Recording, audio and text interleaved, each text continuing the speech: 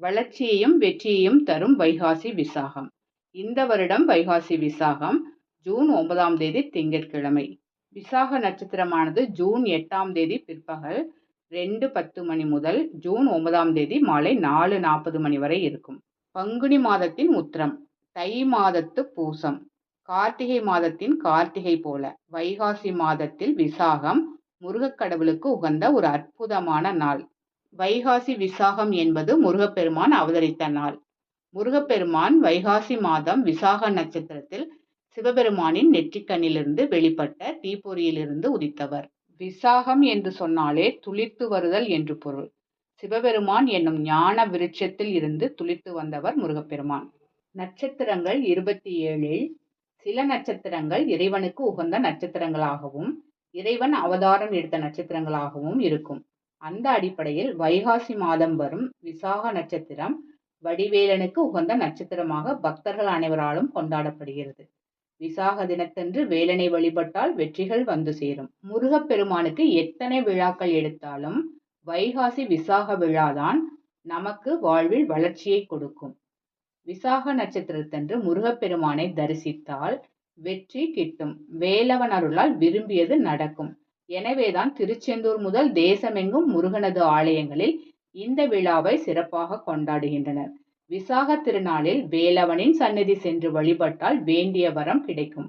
இன்றைய தினத்தில் திருமண தோஷம் இருப்பவர்கள் முருகன் சன்னதிக்கு சென்று வழிபட்டால் திருமண தோஷம் விலகும். இன்றைய தினத்தில் முருகனை வழிபட்டால் வழக்குகள் ஏதேனும் நடந்து கொண்டிருந்தால் வெற்றி கிடைக்கும். இன்றைய தினத்தில் முருகனை எப்படி வழிபாடு செய்ய வேண்டும் என்று எல்லோரும் சொல்வது, பூஜை அறையை சுத்தம் செய்துவிட்டு முருகனை 6 விதமான பூக்கள் கொண்டு அலங்கரித்து 6 விதமான முருகனுக்கு பிடித்த நிவேதனங்கள் செய்து 6 விளக்கு, அதாவது 6 நெய் தீபங்கள் ஏற்றி வழிபட வேண்டும் என்று. இது எல்லோராலும் இயலாத ஒன்று. ஆகவே முடியறவங்க இதை பண்ணிக்கலாம். முடியாதவங்க நம்ம எப்போதுமே பூஜை அறையை சுத்தமாக தான் வச்சுருப்போம். தினந்தோறும் விளக்கேற்றினாலும் சரி, வாரத்துக்கு 1 முறை 2 முறை விசேஷ நாட்களில் ஏற்றினாலும் சரி, நம்ம எப்போதுமே தொடச்சி சுத்தமாக தான் வச்சுருப்போம். அப்படி இல்லைங்க, எங்களுக்கு தினந்தோறும் நேரம் இருக்காது, நாங்கள் இந்த மாதிரி ஏதாவது விசேஷ நாட்களில் தான் பூஜை அறையெல்லாம் சுத்தம் செய்வோம்னு சொல்கிறவங்க சுத்தம் செஞ்சுட்டு முருகனுக்கு ஏதாவது ஒரு பூ கொண்டு அலங்காரம் செஞ்சுட்டு, நீங்கள் எந்த பூ வேணாலும் வச்சுக்கலாம். முருகனுக்கு ஏதாவது ஒரு பூ வச்சுட்டு உங்களால் எப்படி தீபம் ஏற்ற முடியுமோ, நெய் தீபம் ஏற்ற முடியும்னா நெய் தீபம் ஏற்றுங்க, இல்லை சுத்தமான நல்லெண்ணெய் தீபம் கூட ஏற்றலாம். ஏற்றிட்டு உங்களால் என்ன நிவேதனம் செய்ய முடியுமோ செய்ய முடிஞ்சால் செய்யுங்க. இல்லைன்னா ஒரு துவரம்பருப்பை கூட கொண்டு போய் முன்னால் வச்சுருங்க. செவ்வாயின் அதிபதியான முருகப்பெருமானுக்கு அது ரொம்பவும் பிடிக்கும். அதுவும் இல்லையா 2 வாழைப்பழத்தை வச்சிங்கனாலும் போதும். விரதம் இருக்க முடிகிறவங்க விரதம் இருந்தும் வழிபாடு பண்ணலாம். முடியாதுங்க அப்படின்னு சொல்கிறவங்க நீங்கள் தாராளமாக தினந்தோறும் முருகனை எப்படி வழிபாடு செய்வீங்களோ, உங்களுடைய வழக்கம் எப்படியோ அப்படி செய்யுங்க. உங்களுக்கு நேரம் இருந்தால் திருப்புகழ் படிங்க, வேல்மாறல் படிங்க.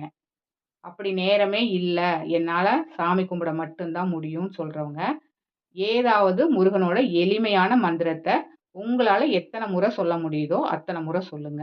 உங்களால் எந்த மந்திரங்களை சொல்ல முடியுமோ அதை சொல்லிவிட்டு முருகன் அருகில் இருப்பது போல் பாவித்து உங்களது கோரிக்கையை வையுங்கள். அப்படி வச்சிங்கன்னா கண்டிப்பாக உங்கள் வாழ்க்கையில் மாற்றம் வரும்.